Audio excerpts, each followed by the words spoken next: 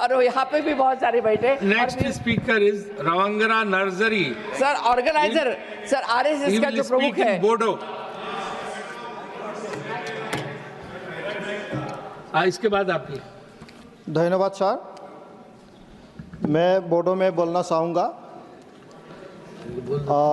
मैं गौरव महसूस कर रहा हूँ। पहले बार मेरा मातृभाषा बोडो में मैं बोलने जा रहा हूँ। तो मानगोनां मासिगिरि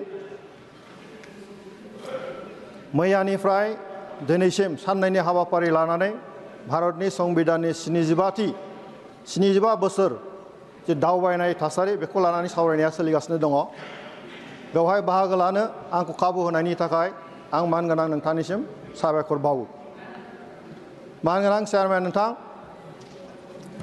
जे जाय सुबुंफ्रा भारत संबिधानखौ दानो थाखाय खामानि मावदोंमोन, बेनि गेजेरावहाय मानगोनां जोंनि भारतनि संबिधानखौ दागिरि डक्टर बि आर आम्बेडकारजों लोगोसे गासैबो कन्स्टिट्युएन्ट एसेम्ब्लिनि मानगोनां बिथांमोनखौ आङो साबायखर बावो। बिथांमोननो आङो आंनि बावनायखौ आङो फोरमायहरो। दिनै बे हाउसआव आङो फोरमायनो लुबैदों, जोंनि आसामनिफ्राय क'क्राझार लकसभानिफ्राय सासे सुबुं, जाय सुबुङा धरनीधर बसुमतारी, बिथाङा कन्स्टिट्युएन्ट एसेम्ब्लिनि सासे सोद्रोमामोन। बिथांखौ कन्स्टिटिउसन दाफुंनायनि थाखाय खामानि मावनो जोंनो खाबु होनाय जादोंमोन आरो बेनि थाखाय आं खोब गोग्गानाय मोनदों। मानगोनां हाउस, जे 75 बोसोर बैसोआवहाय दिनै जायफोर सरकार सालायदों, बेवहाय मोननै मेजर राजनिति हान्जाया खामानि मावदों। मोनसेया जाबाय कंग्रेस पार्टी आरो मोनसेया जाबाय बिजेपि पार्टी। कंग्रेस पार्टीया 55 बोसोर खामानि मावनो खाबु मोनदों आरो बै समनिफ्राय आं बड'लेण्डनि सासे ट्राइबेल हिसाबै नैबेवहाय प्रतिनिधि हिसाबै फैनो हादों। जोङो बर' माहारिया 50 बोसोरसो जोंनि संबिजिरनि मोन्थायखौ लानानै संग्राम खालामदोंमोन आरो बै समावहाय भारतनि दैदेनगिरिफोरनो, कंग्रेसनि दैदेनगिरिफोरनो मानगोनां सोरगोआरि मुस्लिमा इन्दिरा गान्धीनिफ्राय लानानै डक्टर मनमोहन सिंहनि बे समसिमाव जोङो गोबां जों मेम'रेन्डाम होदोंमोन, नाथाय कंग्रेसनि समाव जों समाधान मोनाखै।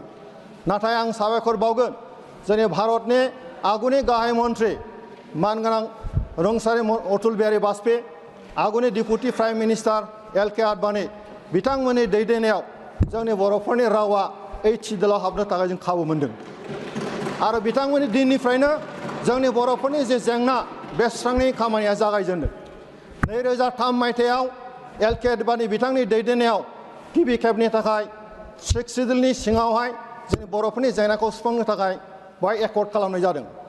बिनि अनगायैबो आरोबाव फैयै फैयै 2020 मायथाइयाव आरोबाव जोंनि दिनैनि आथिखालनि गाहाय मन्त्रि नरेन्द्र मदिनि बिथांनि दैदेननाय आरो अमित शाह बिथांनि नखर मन्त्रि अमित शाह बिथांनि दैदेननायाव आरोबाव खनसे 2020 मायथाइयाव मोनसे बड' एकर्ड जादों।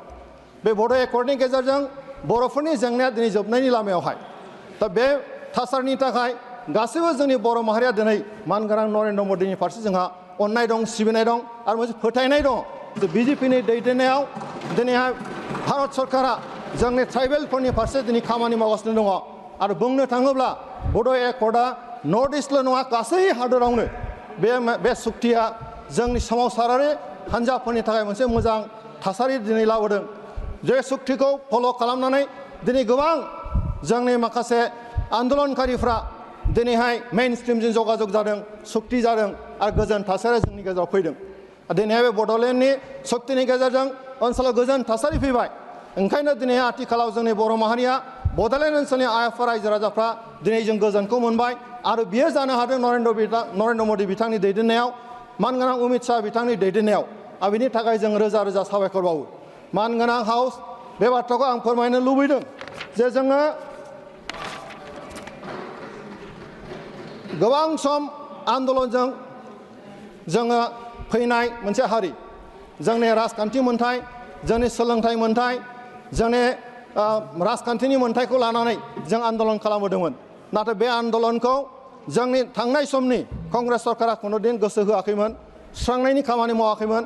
नाथाय दिनै भारतनि दैदेनगिरि, सासे गोग्गो दैदेनगिरि मानगोनां नरेन्द्र मदि बिथांनि दैदेननायाव जोंनि बर'फोरनि जेंनाया दिनैहाय फारफा दिनै जोबनायनि लामायाव आरो जों बेखौ गोजोननाय जों फोरमायदों दा बेनिखायनो बे बुब्लियावहाय आङो मोनसे बाथ्राखौ खावलायनो लुबैदों जोंहा मोनसे फोथायनाय दङ जे फैबाय थानाय समावहाय थांनाय 2020 मायथाइयाव जि एकर्ड जानाय बेवहाय जोंनो 125 एमेन्डमेन्ट 125 एमेन्डमेन्टखौ थाबैनो जोंनि हाउसआव लाबोनानै बिनि जेंनाखौ सुस्रांनानै होनांगौ आरो मोनसे जोंना बे एकर्डनि गेजेरजों जोंनो खोथा होनाय दङमोन जे कार्बि आंलंनि बर'फोरखौ एसटी हेल्थ मोनसे स्टेटास होनायनि बाथ्रा बेखौबो पार्लियामेन्टआव थाबैनो एमेन्डमेन्ट लाबोनानै बे जेंनाखौ फोजोबगोन होननानै आङो दा माने हास्थायदों दा बेनिखायनो बे गासै थासारिखौ जों गासै बे ओनसोलनि रायजो राजाफ्रा मोनसे मिजिं दङ जे फैबाय थानाय समाव जोंनि मानगोनां नरेन्द्र मोदी बिथांनि दैदेननायाव जोंनि मानगोनां नखर मन्त्रि अमित शाह बिथांनि दैदेननायाव बे जोंनि गासैबो थासारियाव जोंनि बे जेंनाया थाबैनो जोबगोन होनना फोथायनाय दङ आरो बेखिनिखौनो बाथ्राखौ बुंनानै आंनि बुंनायखौ आं बेनो फोजोबबाय गोजोन्थों Thank you. Now, Mr. Sanjay Singh.